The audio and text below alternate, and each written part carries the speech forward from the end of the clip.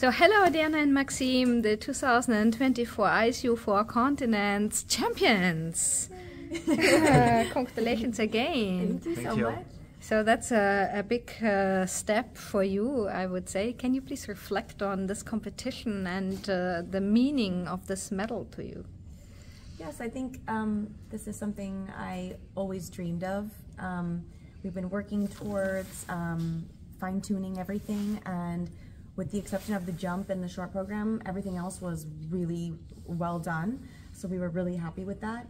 The short, we had something unexpected on the twist happen, and in the free we had something unexpected happen on the twist, and it hurt my arm, and it took me out of the game for a little bit of time, and then I tried to get back into it as the program was ending.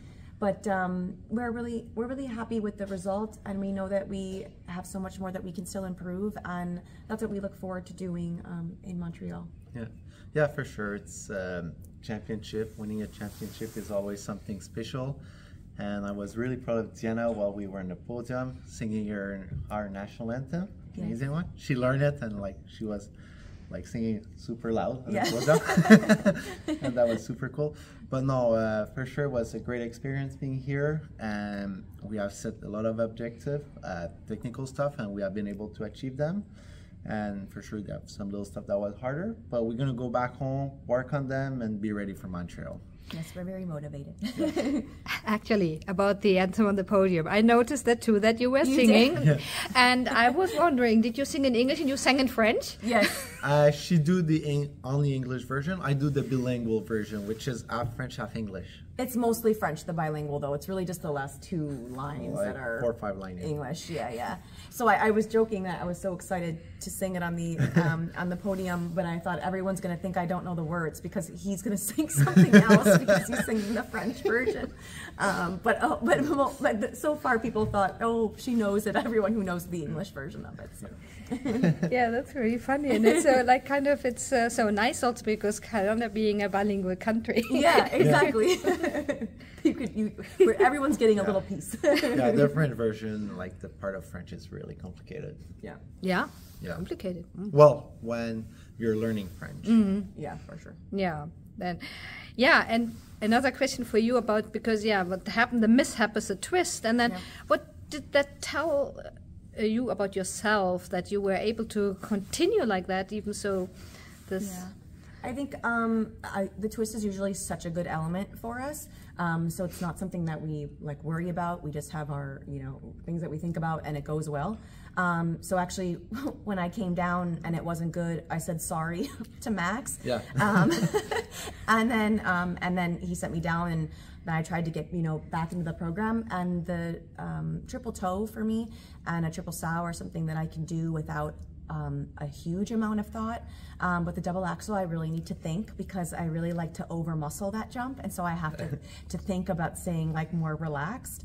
And so I wasn't thinking at all on the triple toe, which was okay because it worked, but I need to think on that double axel, so it didn't work for me. And then the triple sound, that was able to work because I don't need too much thought on that one. And then I was just worried about the lift. That's what I was thinking about after the twist was, oh my gosh, am I going to be able to hold myself in these lifts, because my arm was tingling from my fingertips to my shoulder. So I didn't know what it was going to feel like. But luckily it went up, and I was like, oh, it's okay. And then I kind of got back into it because I was like, okay, I'll be able to do the lifts. And so I can exhale a little bit now. Calm down. Yeah, exactly. And I thought it was funny, you said that you would even practice, you would just have continued no matter what. Yeah, that's how I am. If this was practice and that happened, I would have done the exact same thing. Sometimes you have wacky things that happen to you in practice, and I never ever stop the run through. I always go. That's when you learn. Yeah. Then when something happens, it might not be that thing, but you're more ready to, don't have the word, but react in the proper way, and it's not gonna undo everything else. Yeah, that's a very important experience like this. And so do you talk to each other during the program? Yes. Yeah. Little keyword there and there. If we do some change in the program, just had the crossover or takeout, we always say, okay, just 1 crosser, 2 crosser, and then, because if not, it's easy to forget and go back of the whole habit.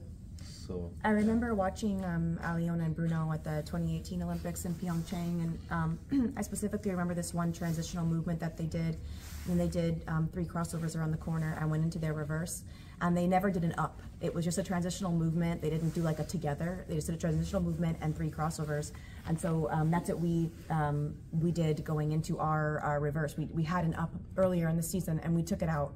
So when your body is used to doing something and then you change it, I'll always just say, no up. So like we know that one of us doesn't do it and the other one does, So I just really like the smoothness that gives, where you're just doing a transitional movement and then you simply go into crossovers together right into the lift, instead of having like a a together moment to regather. There was no regather. You have to regather in the crossovers. Those are like little tiny tidbits of things that make your program harder and that hopefully raise your component score. Yeah, so now you came here as the favorites because you did well on the Grand Prix, and you were medalist last year too. So how did you deal with this role, and how will it help you at the World Championships? I think I wasn't really sure if we were favorites or not, to be totally World honest. champion, we're here. Yeah, the current world champions were here. No, we had competed against them already once this season, but nobody really knew exactly what they were going to look like or what shape they were going to be in, physically or otherwise. So I don't know that we really thought of that of ourselves, but we really wanted to do a better short program. And Max has been working super hard on his jumps, and so that's why the triple toe and the long was so much better, because he has been working really hard on them. But the short, I was really happy with it, even though with the one mistake, everything else was so well done. But yeah, I didn't feel that way at all. I mean, we just wanted to have a really neat week. We had amazing practices here, like awesome practices. And there's a lot of practices at a championship event. As you know, there's 2 a day for multiple days. It's a lot longer than a Grand Prix.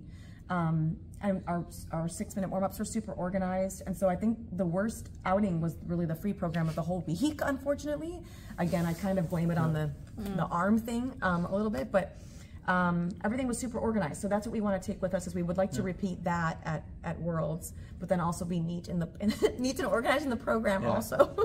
Yeah, and being favorite or not being favorite, at the end of the day, that doesn't matter, because we're the only one on the ice skating, and the only goal is to beat our own self. And if we can do that, then it will bring us where it's need to bring us. We have no control on the other one. Everybody's working hard and everybody wants the same thing. Yeah. But we just try our best to beat our own self.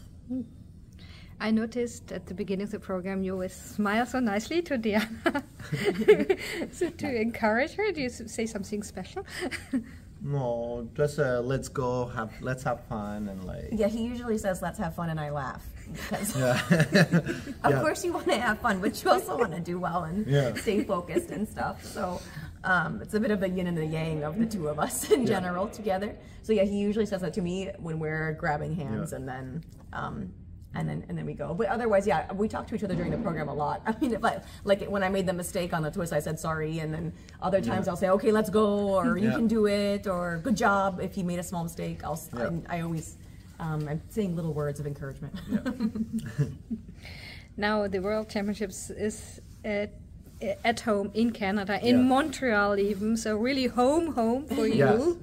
And what does that mean to you, that the championship is taking place there, and do you find it is harder or maybe easier to compete at home?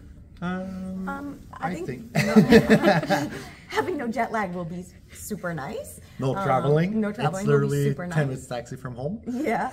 So that'll be great. But every couple weeks, one of us will get like a text from somebody else who's like, just got my tickets.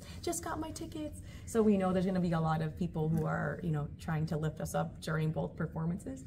But I think that's kind of cool. But people that are never get to watch skating, who are going to come and watch me, my friends that don't even know about figure skating, they just know me. They finally get to see my environment for once. So I think it's kind of cool. Yeah, and also will really help, like, especially in the long program, by the end of the program, that give that extra energy to really be able to keep pushing and give it all. Yeah. Yeah, it's gonna be really fun. So you're also, your family and friends from the US are coming? Yes, I have some family from the US coming, and then I have a bunch of friends that I made in Quebec that are not skaters. They're just people who have normal 9-to-5 jobs, and they're all coming for the free program because the short program is during work hours, so they can't come. It's like 2 o'clock or something, so they can't come to that one. Yeah, that's always a little unfortunate. Yeah. Now you're really China experts because you've been you've been to Shanghai, Beijing, Chongqing. Obviously, not much time to see something, I assume. But what this time, not really. No. But in Beijing, yes, because we had a full day off, so we were able to go to the markets, and that was really cool. But here, there's been hardly any time, and we've been practicing early, practicing late, so there's been like really no off hours. Yeah. Now heading into the World Championships, what do you think is the most important thing in your preparation? To rest in the first place, and also to just stay healthy. Yeah. Really, and to keep working. But yeah, staying healthy will be the most important. Yeah, I think it's also important. We're always going to clock numbers. We're always going to do more repetitions and get your mind clearer on what it is that you need to do to be able to execute them as well as possible. You know, we train really hard. It's just basically doing more of what we've been doing, and you know, hoping that when the moment comes, that we can stay clear and calm and deliver what we do in practice every day. Because we skate clean programs all the time in practice. So. And you did already in competition skate Canada. Yeah. So yes, then best of luck to you, and Thank you looking so forward to seeing you soon. Thank you. you. Yes.